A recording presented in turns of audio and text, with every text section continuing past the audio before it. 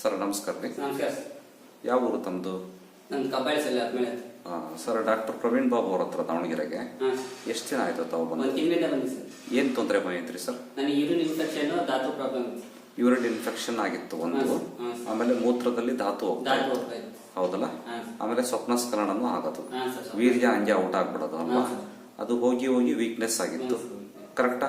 ಸೊಂಟ ನೋವು ಬರ್ತಾ ಇತ್ತು, ಆಮೇಲೆ ಗ್ಯಾಸ್ಟ್ರಿಕ್ ಇತ್ತು, ದಪ್ಪನು ವೀಕ್ ಆಗ್ಬಿಟ್ಟಿದ್ರಿ ಫುಲ್, ತುಂಬಾ ವೀಕ್ ಸರ್. ಏನೋ ನಮ್ಮ ಇಂಪ್ರೂವ್ಮೆಂಟ್ ಇಲ್ಲ ಬಾಡಿ, ಏನು ಕೆಲಸ ಮಾಡ್ಲಿಕ್ಕೂ ಆಗ್ತಾ ಇಲ್ಲ, ಏನು ಕೆಲಸ ಮಾಡ್ತಾ ಉತ್ಸಾಹನೇ ಇರಲಿಲ್ಲ. ಈಗ ನಮ್ಮ ಮೆಡಿಸಿನ್ ತಗೊಂಡು ಹೋದ್ಮೇಲೆ ಹೇಗಿದ್ದೀರಿ? ಒಂದು ತಿಂಗಳಿಂದ ಸ್ವಲ್ಪ ಬಾಡಿಲಿ ಇಂಪ್ರೂವ್ಮೆಂಟ್ ಕಾಣ್ತಾ ಇದೆ. ಆಮೇಲೆ ಧಾತು ಹೋಗೋದು ನಿಂತಿದೆಯಲ್ಲ, ಆಮೇಲೆ ಸ್ವಪ್ನಸ್ಖಲನ ಸ್ಟಾಪ್ ಆಗಿದೆ, ಸೊಂಟ ನೋವು ಇದೆ ಸರ್, ಸ್ವಲ್ಪ ಇದೆ. ಸೊಂಟ ನೋವಿಗೆ ಸರಿ ಕೊಡೋಣಂತೆ, ಒಟ್ಟು ಧಾತು ಹೋಗೋದಂತೂ ನಿಂತಿದೆಯಲ್ಲ, 60 to 70% ಮಾತ್ರ ಬಾಡಿ ಕಂಟ್ರೋಲ್ ಆಗಿದೆ. ಆಮೇಲೆ ಸ್ವಲ್ಪ ದಪ್ಪ ಆಗಿದ್ದೀರಿ, ಕಲರ್ ಬಂದಿದ್ದೀರಿ, ಈಗೆಲ್ಲ ಕೆಲಸ ಮಾಡ್ತಿದ್ರಿ. ಮುಂಚೆ ಎಲ್ಲ ಗೆಜ್ಜೆಗೆ ನೋವು ಬರೋದು? Okay okay.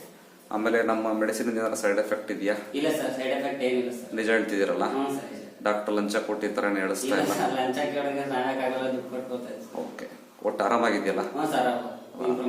ಈ ತರ ಸ್ವಪ್ನಸ್ಖಲನ, ಆಮೇಲೆ ಮೂತ್ರದಲ್ಲಿ ಧಾತು ಹೋಗುವಂಥದ್ದು, ಆಮೇಲೆ ಶೀಘ್ರ ಸ್ಖಲನ, ಈ ತರದ ಸಮಸ್ಯೆ ಇರೋಂಥವ್ರು ನಮ್ಮ ಆಯುರ್ವೇದದಲ್ಲಿ ಚಿಕಿತ್ಸೆ ತಗೋಬಹುದು.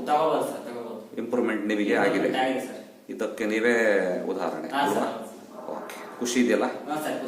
Okay sir, thank you very much. ಒಳ್ಳೆಯದ.